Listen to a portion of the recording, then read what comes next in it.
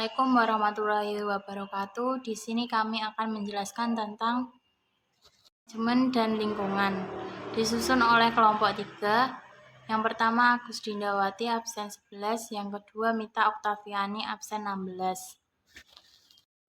Manajemen dan lingkungan. Dalam pembahasan, manajemen tidak lepas pada masalah lingkungan yang dihadapi oleh seorang manajer. Perbedaan dan kondisi lingkungan akan berpengaruh terhadap konsep dan teknik serta keputusan yang akan diambil sebagai seorang manajer. Seorang manajer tidak harus hanya memperhatikan lingkungan usahanya atau intern saja, tetapi harus bisa mengantisipasi lingkungan di luar perusahaan atau ekstern untuk mencapai tujuan organisasi. Tidak lepas dari lingkungan ekstern yang terjadi apabila bagi organisasi atau perusahaan yang menghasilkan barang-barang yang dibutuhkan oleh konsumen. Oleh karena itu, manajer harus memperhatikan dan mempertimbangkan unsur-unsur serta kekuatan lingkungan ekstern dalam setiap kegiatan manajemen. Manajemen eksternal langsung. Lingkungan perusahaan dapat dikategorikan ke dalam lingkungan di luar perusahaan dan lingkungan di luar perusahaan. Lingkungan luar perusahaan dapat dibagi menjadi dua bagian, yaitu lingkungan luar yang sifatnya umum dan lingkungan luar yang sifatnya industri. Manajemen eksternal meliputi 1. Lingkungan umum. Lingkungan umum meliputi ekonomi, sosial, politik, dan hukum, teknologi.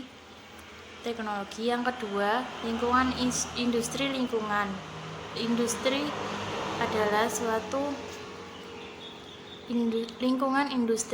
suatu lingkungan yang memiliki ancaman yang sangat besar dari suatu supplier perusahaan baru atau para investor, dan akan terjadi persaingan antara suatu perusahaan atau dengan perusahaan yang lain dikarenakan terjadinya kompetisi untuk meningkatkan industri di perusahaan tersebut.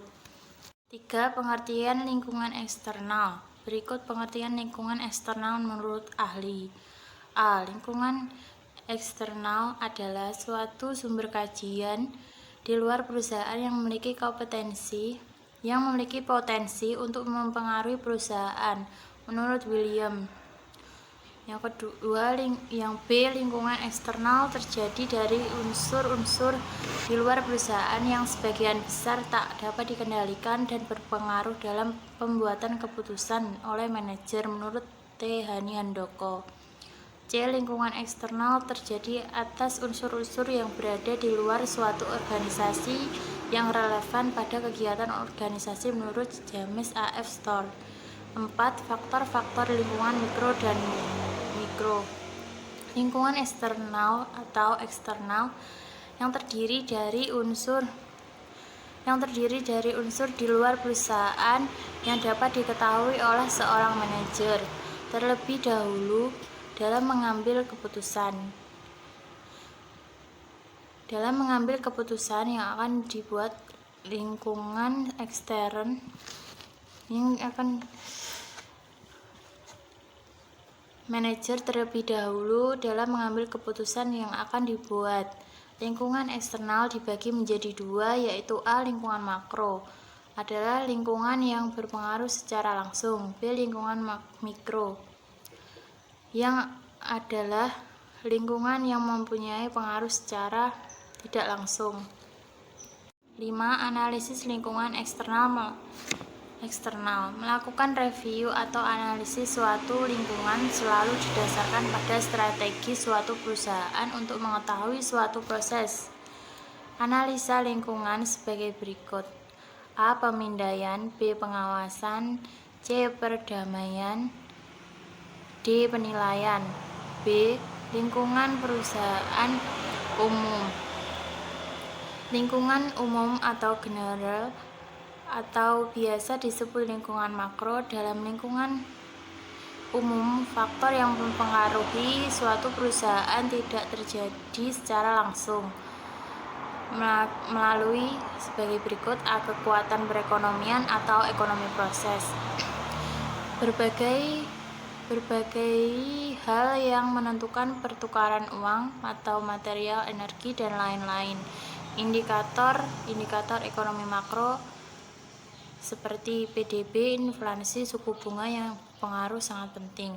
B. Kekuatan teknologi atau teknologi ke proses berbagai perangkat sistem teknologi yang mempengaruhi operasi perusahaan atau operasi industri tertentu, misalnya teknologi mobile phone untuk beroperasi industri perbankan, misalnya SMS atau banking. C. Kekuatan hukum dan politik atau political legal process adalah aspek-aspek hukum dan politik, misalnya perumusan undang-undang. D. Kekuatan sosial kultur yang terkait dengan naik dengan nilai-nilai atau values moral atau kebiasaan moral atau kebiasaan dari masyarakat. Berikut akan dijelaskan tentang analisis pengaruh suatu perusahaan. Yang pertama, analisis lingkungan perusahaan. A. Ukuran polusi. B. Struktur usia. C. etnis atau ras. D. Distribusi pendapatan. Yang kedua, dalam sebuah perusahaan ada beberapa hal yang harus dikelola seorang manajer. Yang pertama, A. Operasi ke dalam. B. Operasi keluar. D. Pemasaran dan penjualan. Pelayanan. Yang ketiga, pemegang saham atau dewan direksi. A. Pemegang saham atau shareholder adalah orang yang memiliki saham di perusahaan, atau para pemegang saham adalah pemilik perusahaan. B. Dewan direksi adalah pihak yang bertanggung jawab untuk menentukan tujuan organisasi, menentukan strategi untuk mencapai suatu tujuan. Berikut adalah tugas dewan direksi, yaitu memimpin perusahaan dengan membuat aturan perusahaan, menetapkan, memilih, dan mengawasi kinerja manajer maupun karyawan, menyusun anggaran tahunan perusahaan, membuat laporan kinerja perusahaan pada para pemegang saham. 4. Modal adalah suatu pengeluaran pertama yang digunakan untuk membangun atau mengembangkan suatu bisnis. Untuk perusahaan yang sudah tinggi dapat didapatkan dari para pemegang saham. C. Lingkungan internal perusahaan. Lingkungan adalah faktor penting dari suatu perusahaan, instansi, atau organisasi karena keberadaannya sangat penting. Pengaruh penting suatu lingkungan di dalam perusahaan sangatlah besar karena memiliki ketergantungan terhadap lingkungan. Apabila suatu lingkungan saling bergantung, maka perusahaan juga harus bisa menyeimbangkan agar dapat menghadapi suatu perusahaan yang ada, karena suatu perusahaan yang ada pada lingkungan yang menguntungkan dapat memenuhi tugas dengan baik. Oleh karena itu, suatu organisasi perlu melakukan analisis, penyesuaian pola kinerja, dan perencanaan yang maksimal mulai dari pengambilan keputusan sampai melaksanakan keputusan. Hubungan lingkungan dan organisasi. D. Hubungan lingkungan dan organisasi. Organisasi pada setiap organisasi, baik yang memiliki skala besar, menengah, maupun kecil, semua akan saling berinteraksi dengan lingkungan sekitar, di mana organisasi tersebut berada di lingkungan organisasi atau organization. Every moment dapat diartikan sebagai kekuatan yang mempengaruhi secara langsung maupun tidak langsung terhadap kinerja. Organisasi ada 3 jenis lingkungan yang dapat mempengaruhi suatu organisasi, yaitu lingkungan internal, lingkungan eksternal mikro, serta lingkungan eksternal makro. Peramalan atau forecasting dan lingkungan eksternal makro. Terhadap perkembangan lingkungan eksternal makro terdapat kelangsungan operasi perusahaan yang bergantung pada adaptasinya. Agar manajer mampu mengembangkan kedudukan yang kuat dalam menghadapi lingkungan harus dimonitori secara terus-menerus. Informasi tentang lingkungan makro dapat diperoleh dari berbagai sumber. Yang pertama adalah data-data statistik, pemerintah, publikasi-publikasi bisnis, jurnal-jurnal perdagangan, laporan-laporan bank, para manajer organisasi-organisasi lain, data-data yang dikumpulkan oleh kegiatan-kegiatan organisasi sendiri, dan desas-desus di kalangan industri. Setelah melakukan identifikasi dan seleksi sumber-sumber informasi yang relevan, perusahaan dapat melakukan peramalan situasi dan kondisi perekonomian, kemajuan teknologi, perubahan sosial, dan lain-lain.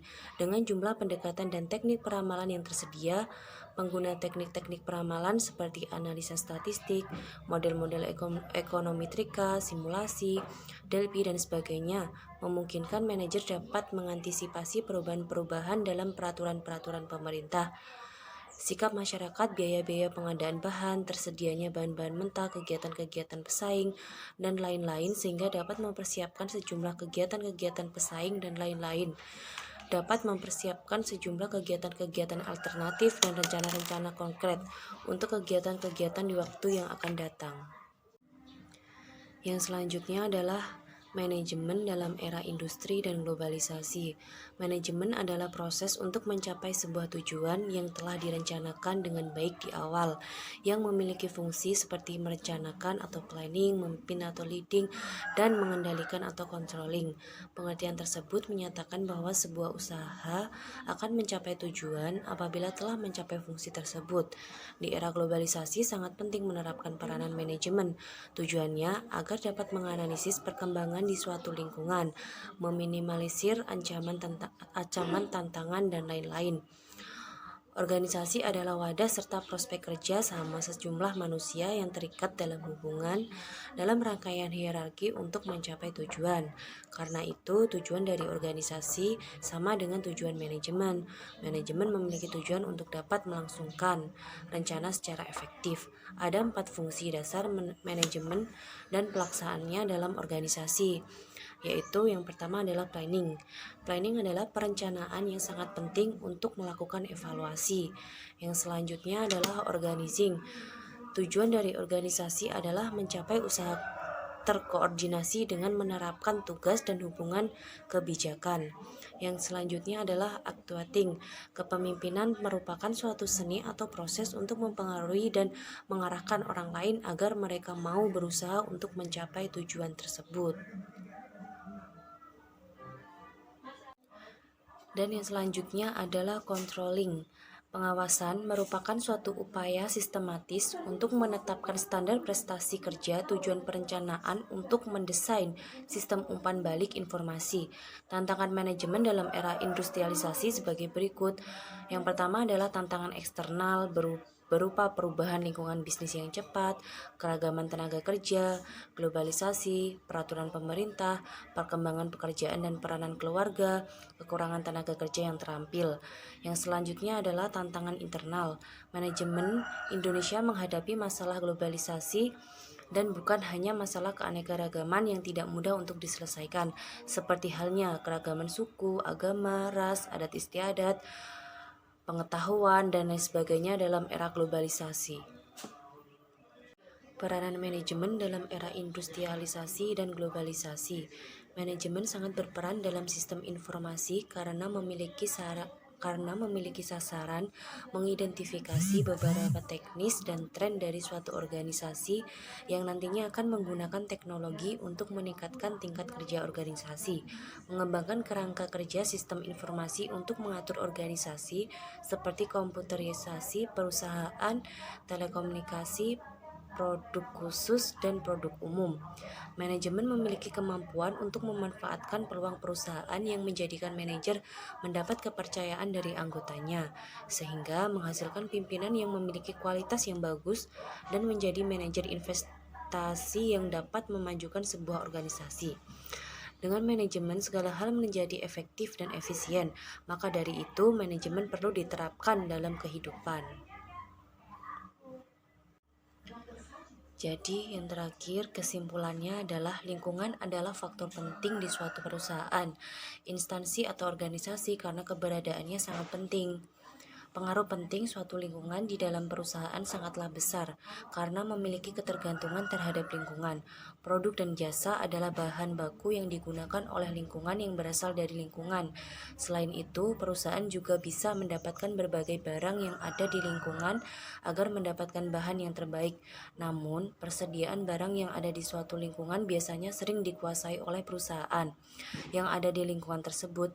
Tempat suatu perusahaan bisa mendapatkan ancaman atau bahaya diakibatkan pertukaran output atau barang yang digunakan tidak seimbang. Apabila suatu lingkungan saling bergantung, maka perusahaan juga harus bisa menyeimbangkan agar dapat menghadapi suatu perubahan yang ada. Karena suatu perusahaan yang ada pada lingkungan yang menguntungkan dapat memenuhi tugas-tugas dengan baik. Oleh karena itu, suatu organisasi perlu melakukan analisis, penyesuaian, pola kerja, dan perencanaan yang maksimal mulai dari pengambilan keputusan sampai melaksanakan keputusan.